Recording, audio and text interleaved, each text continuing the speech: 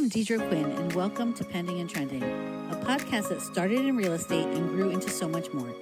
Here, we talk about the power of building wealth, creating opportunities, and designing a life that lasts for generations. With expert guests and real conversations, my mission is simple: to help you elevate your journey and build the legacy you deserve.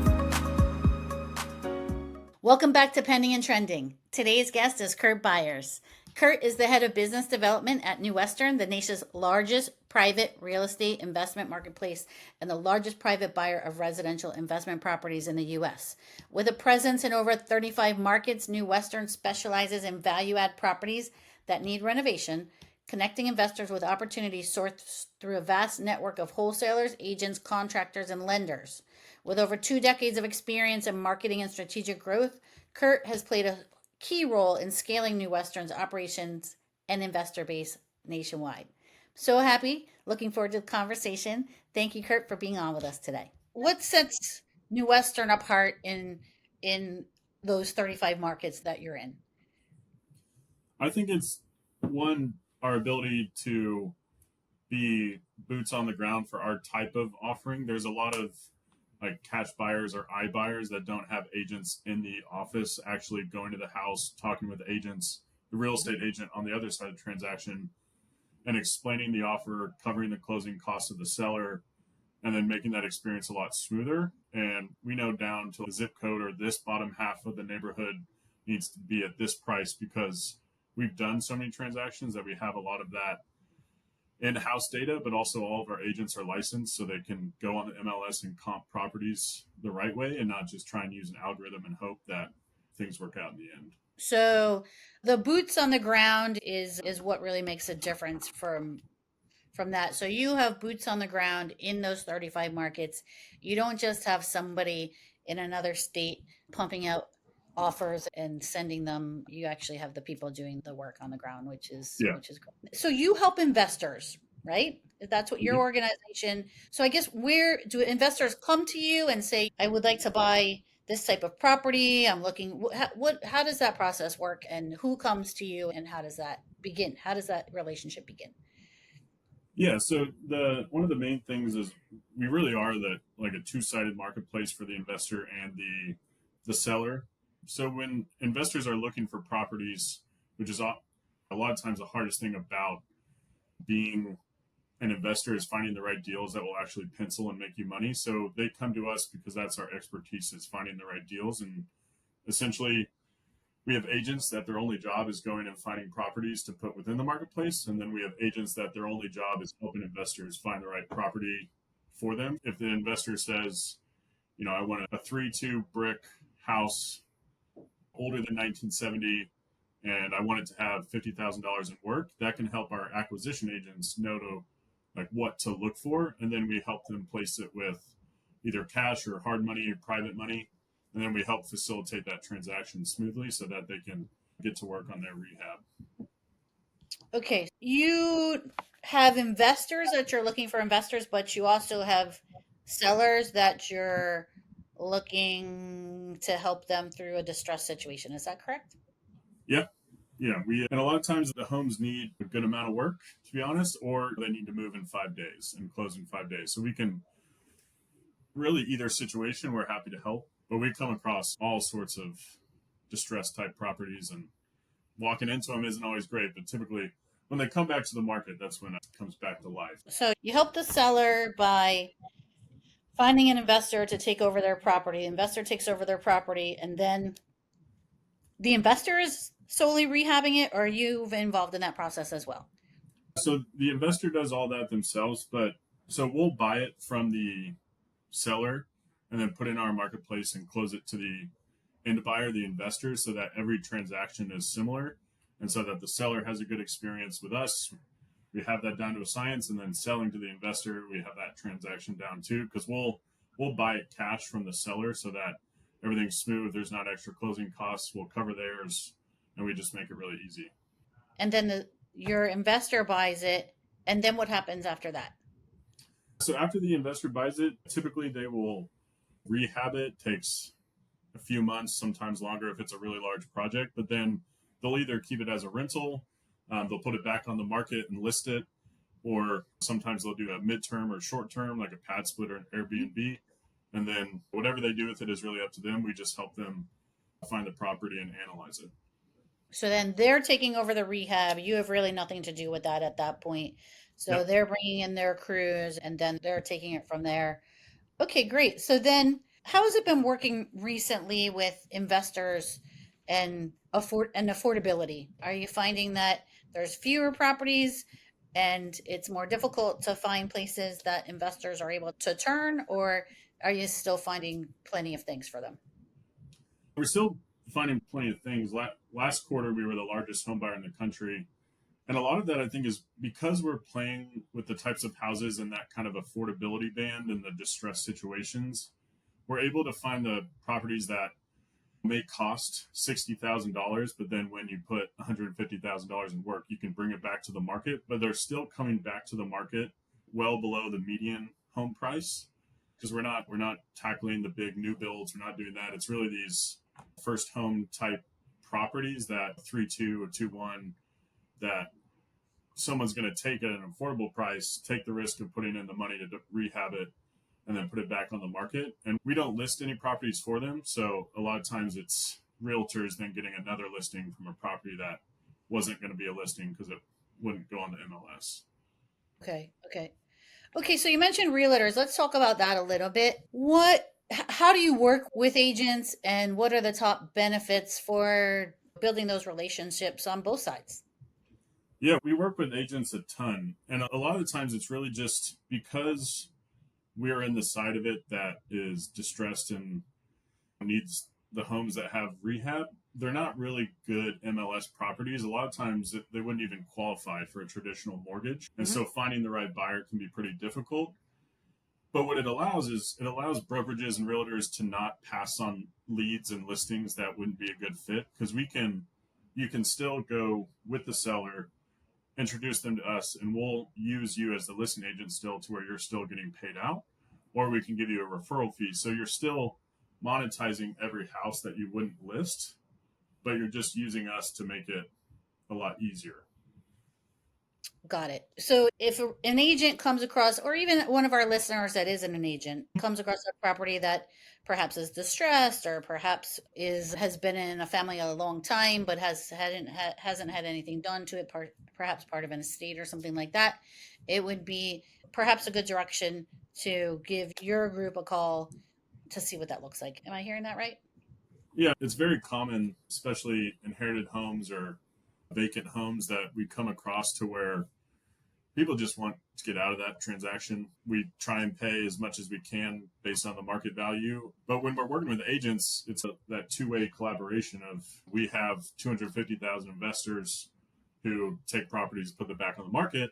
We don't list properties, so we need trusted, Yep. essentially referral partners or things like that. And that's all set up more just one-to-one at the market level. But I think the aspect of understanding that we can go into a brokerage's office and explain our process, explain the rehabs, it helps the seller conversation a lot more when you're trying to get a listing agreement, to where if you know it needs a lot of work, you can still go confidently into that meeting with an option for them that Right. isn't going to cost them anything. We're not going to take a bunch of fees or percentage points. We're really just covering your closing costs, paying out the realtor, and then they can be out in 7 days. They don't have to clean, repair, anything.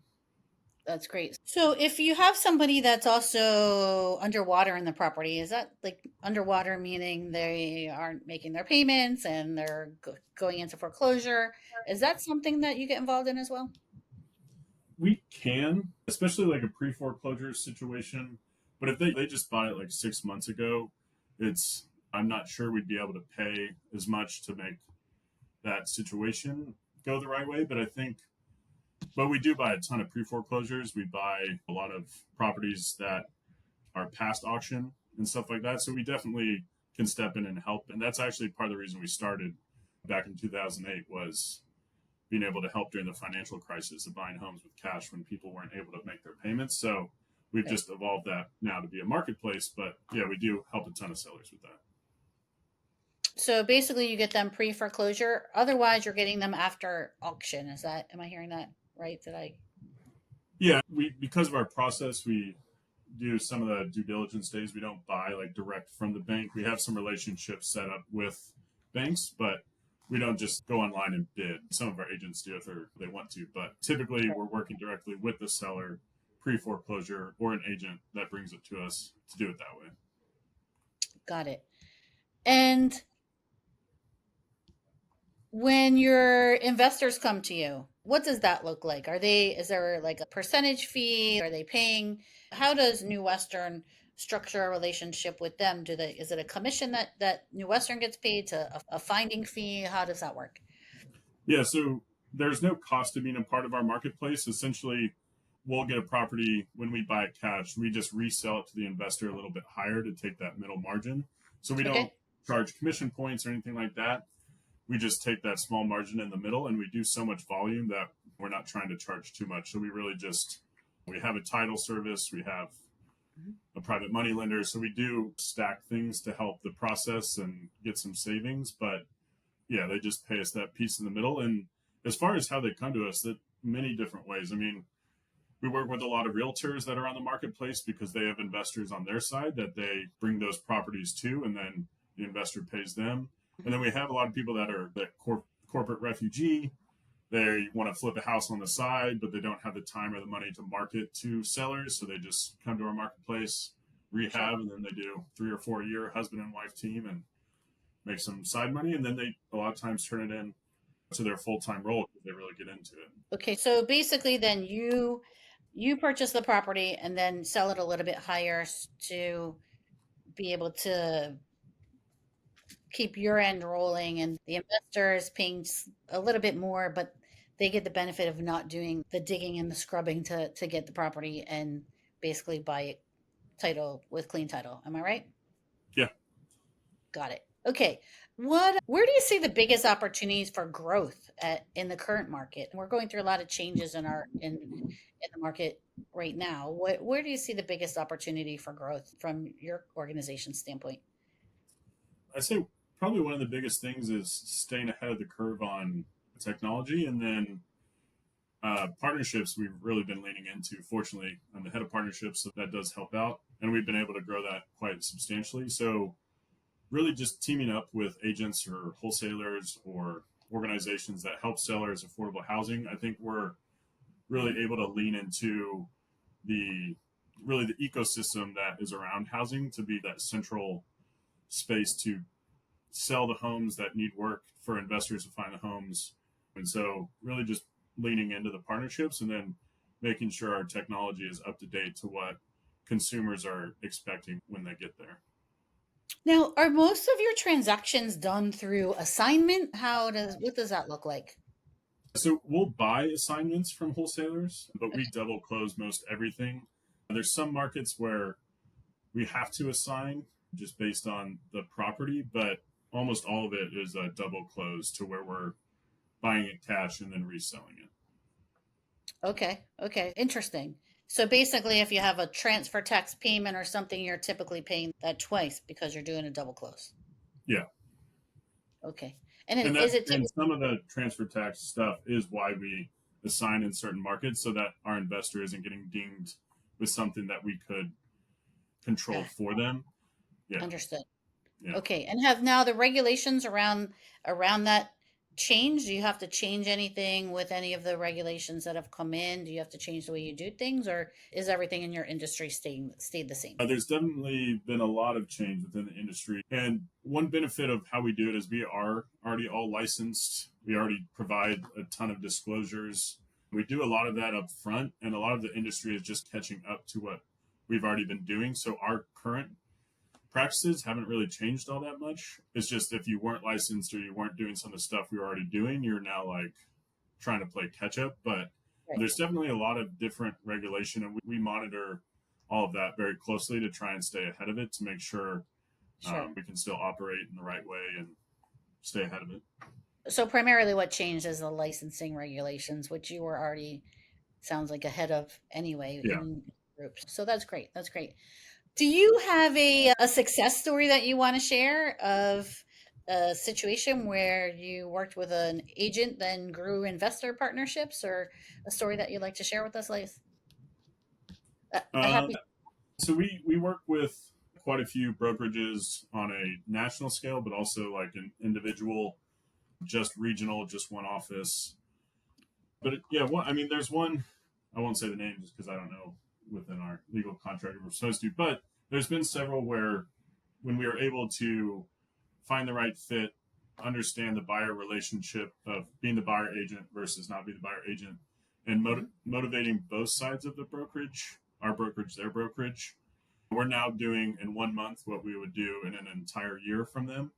And they've really just used this as like a pipeline of leads are coming in, they'd be better for a cash offer, and then we just facilitate that whole transaction. And all the times that they would have been spent being the project manager for these kind of rehab homes before they list, now they can focus solely on the traditional style MLS updated listings. So that's been really beneficial, being able to do, like, in the last 2 years alone, we bought over $1 billion from real estate agents. So it's a really Wow.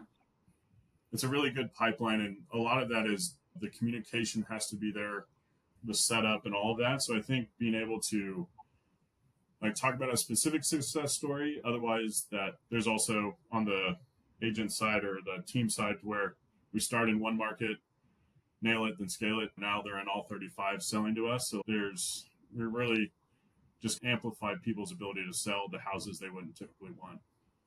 So thank you for sharing that. So you mentioned we were talking about being in 35 markets. How do you choose those markets and what do you look for in that? There are obviously some markets would be better than others. And how do you choose which markets you're going to go into next?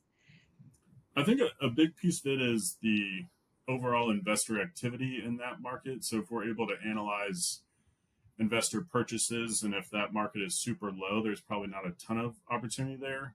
And also that kind of affordability band dictates. We do have offices in LA, but typically, it's more the major markets that are also happen to be good for investing or having rentals. But the real estate activity kind of determines where we're going as far as, are there off-market transactions? Is there an appetite for these types of houses? And most all markets there are, but for us to go and set up a full office, because we're not affiliates or franchises, we actually own each office, and for us to go set up there, the opportunity of enough of those types of properties is a big factor.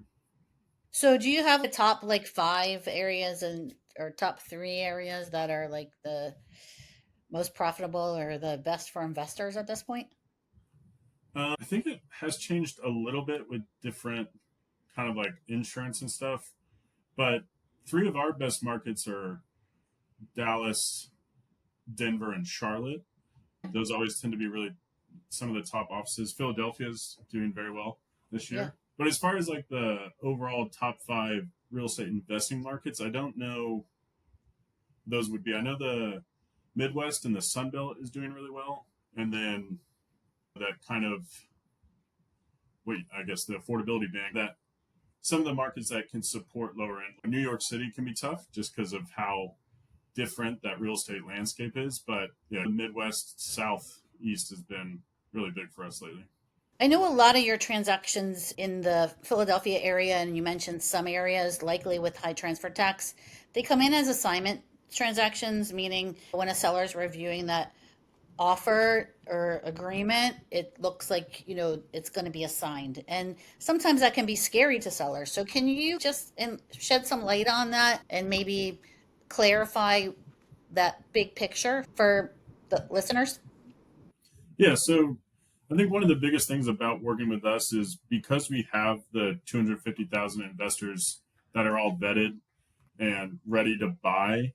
When you're signing it, you're essentially getting access to that investor pool that you can't get on the MLS or other places. That these people are actively working with our agents to find these types of properties. And the assignment is really just us taking a stake in it to say, this is under contract with us so that we can put it in our marketplace, because the only homes under contract for us are in the marketplace. We don't highlight other things. And so when an investor comes to us, we have to have that assignment so that they know we have contractual stake in that so that we can facilitate the transaction.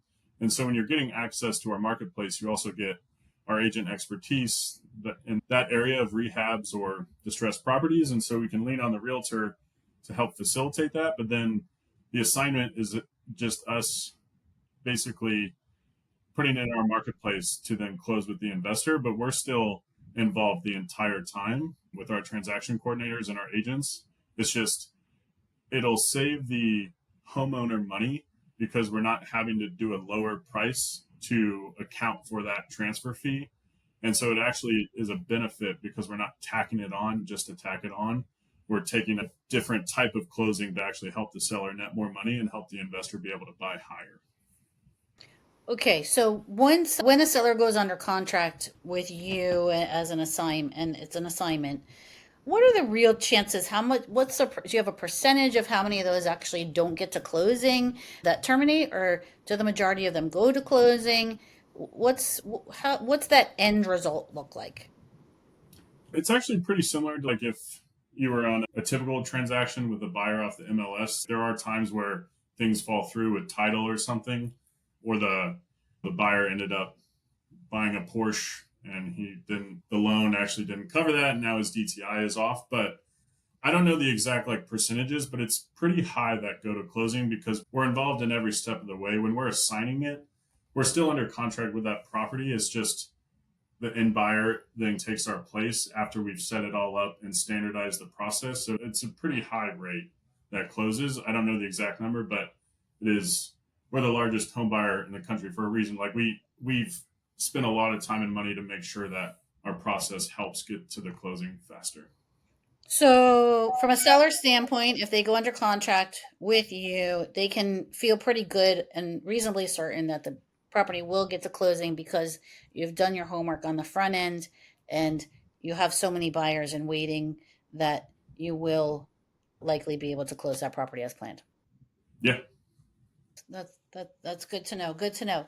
So, how would our listeners find you, learn more? Where would they go for that? You can find us really on any social media, but also newwestern.com has pretty much everything you would need. You can, whether you're an investor wanting to sign up to the marketplace, you can request access there. Essentially, every investor just has to meet with one of our agents to discuss your buy box, what you're looking for. Do you have the funds to do it? The only people in our marketplace are people that are actively and wanting to buy and sell real estate investment property and has the ability to do. And then if you're an agent or a wholesaler or a seller wanting to sell to us, there's a sell page on newwestern.com, and that's the easiest, quickest way to get someone ready to start the process going. That's great. That's great. Thanks for sharing that with us, and thanks for coming on. Is there anything else that you'd like to share with us? I don't know. I think whether you haven't worked with investors yet or not, I think it's a really big opportunity to get into that space because one of out of every 5 transactions in the U.S. is to an investor or off market, and so that's a large swath of homes that you're missing out on if you're not playing in that space. So I think working with us is a very easy way to get into it. You don't really have to do anything other than already working the leads you're working, and then you just send us the distressed homes instead of passing on. And from an investor standpoint, what a great way to build your real estate portfolio. And even if you're working in another field at the time, you can lean on you to do all of that legwork and get a great property and really start building your portfolio, even step by step and taking it slow if you are engaged in another job, right?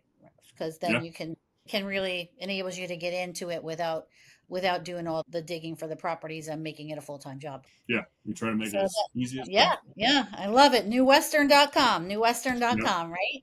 Okay, great. Thank you so much for joining us on Pending and Trending. Yeah, thank you. Thanks for tuning in to Pending and Trending. Remember, generational wealth doesn't happen by accident, it happens by action. If you like today's episode, share it with a friend, subscribe, and let's keep elevating your journey together.